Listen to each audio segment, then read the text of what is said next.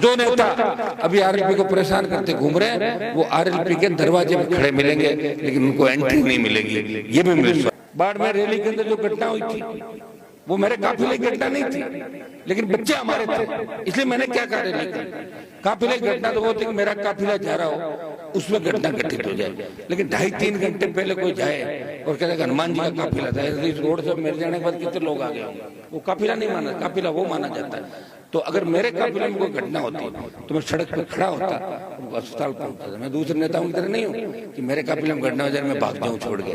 मैं वैसा व्यक्ति हूँ कि मैं उसको ले जाता, इलाज कराता। ऐसी घटनाएं भी राजस्थान के अंदर आपने देखा हुई होगी। उसके बाद कई तरह के सोशल मीडिया पे बयान भी आए, कई लोग गलत बयान भी डालते हैं हनुमान जी की रैली में हुआ। अरे रैली के अंदर होना अलग बात है, काफिले में होना अलग बात है। रैली में कोई व्यक्ति झंडा लगाकर 5 घंटे पहले बाद में जाता है तो उसके साथ मैं ड्राइव थोड़ी करता हूँ गाड़ी। मैंने तब तुम्हें कसम दिलाई थी दोरी मना के अंदर कि 70-80 की स्पीड से ज्यादा, 60 की स्पीड से ज्यादा गाड़ी नहीं चलानी।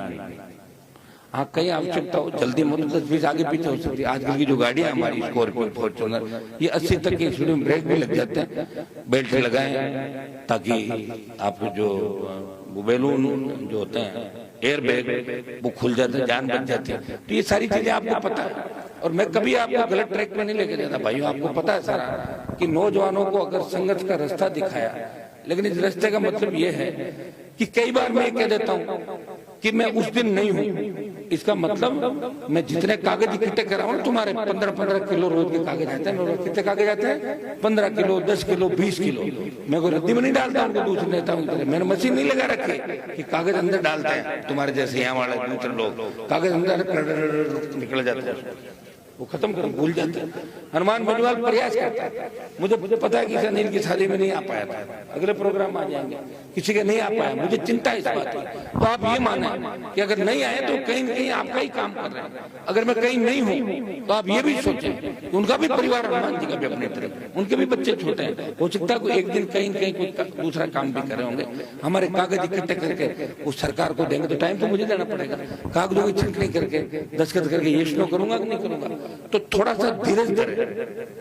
24 घंटे मिलता हूँ, प्रयास करता हूँ, फिर भी लोग कहते हैं अरे साहब फोन नहीं उठाए। एक फोन है मेरे पास, थोड़ा समझदार। मैं 1-2 दिन के अंदर फोन का भी आपका सिस्टम ऐसा कर दूंगा कि फोन की व्यवस्था भी ठीक होगी, आपको प्रॉपर जवाब भी मिलेगा।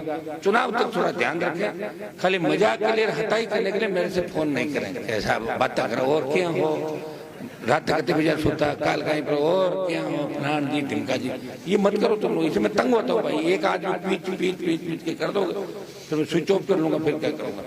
तो फिर जरूरतमंद लोग होगा, वो आदमी होगा मेरे से बात नहीं कर पाएगा।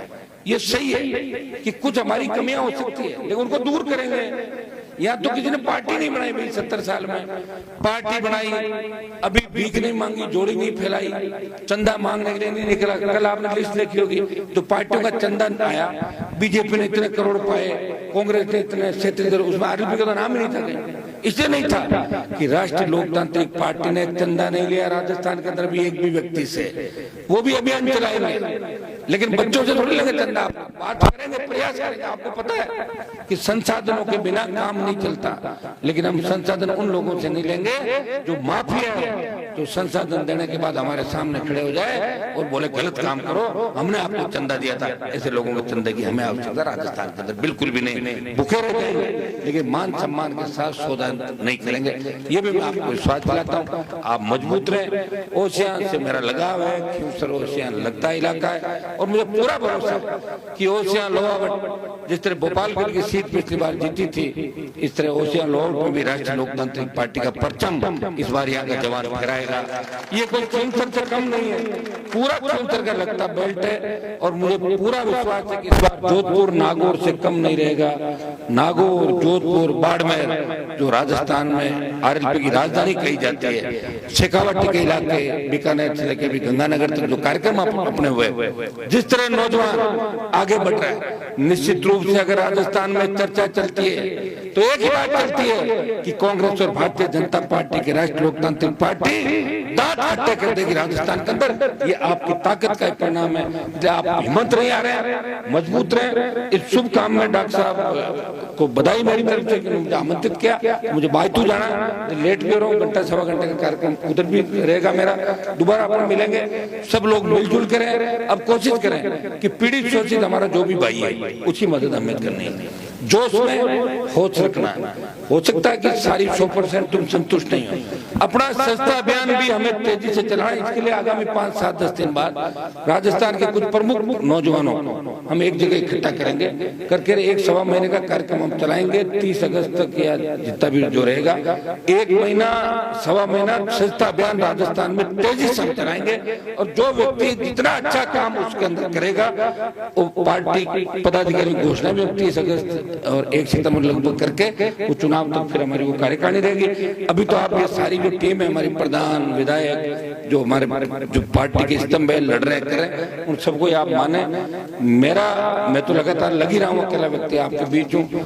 समय समय पर मैं डाल दूं कि मैं फलां जगह जन सुनवाई करूंगा, उस दिन आप सुबह से लेकर रात तक आते रहे, मुझे सारे कागज दे दें। लेकिन मैं कहीं नहीं हूँ और अभी मैं ओशियन चला जाऊँ और 3 घंटे बाद कोई आके बैठ जाए कि साहब वापिस इस पार्क में कब आ रहे हो, तो मैं वापिस यहाँ थोड़े आऊंगा, आगे काम भी तो करूंगा। थोड़ा सा समझदार से अपन काम लेता कि आपको भी तकलीफ नहीं पड़े और मैं बार बार हैंग नहीं हूँ। थक जाता हूँ भाई। लोग तो कितने कितने विटामिन पता नहीं क्या क्या खाते हैं, पीते हैं, बाहर जाते हैं, मसाज कराते हैं नेता। मैं तो यहाँ तुम्हारे बीच पड़ा हूँ, क्या कर रहा हूँ बताओ मुझे। कई सारा नॉन वेज खाता है, कोई कुछ और खाता है, कोई योगा करता है, कोई ऐसे करते रहता है, तो कुछ ही नहीं कर रहा। तो आप ये अंदाज लगाएं कि हमारे व्यक्ति को थकने नहीं देना। अभी अपन जब राजस्थान में घूमेंगे 4-5 महीना, हमारी 30 साल की अग्नि परीक्षा है। 4-5 महीने इस अग्नि परीक्षा में अगर आप चाहते हो कि आपका लीडर थके नहीं, तो थोड़ी बहुत आप भी झेल लो। किसी को अगर किसी कुछ कह भी दिया, छोड़ो उस बात को, बड़ा भाई मान के मान लेना। तुम्हारे पापा भी कह देते हैं, बड़ा भाई भी तुम्हें डांट देता है, छोड़ो उन बातों को। काम करने के लिए हनुमान बेनीवाल से अच्छा व्यक्ति तुम्हें नहीं मिलेगा। धोखा नहीं दूंगा।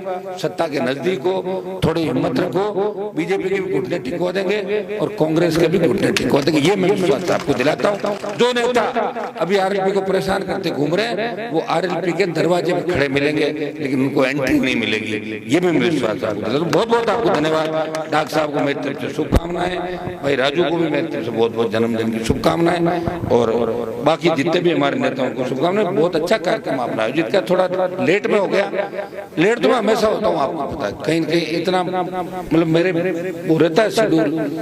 आपने देखा होगा परसों में दिशा की मीटिंग ले रहा था कि सुबह 11:30 से लेकर रात को 11:30, 12 घंटे मीटिंग।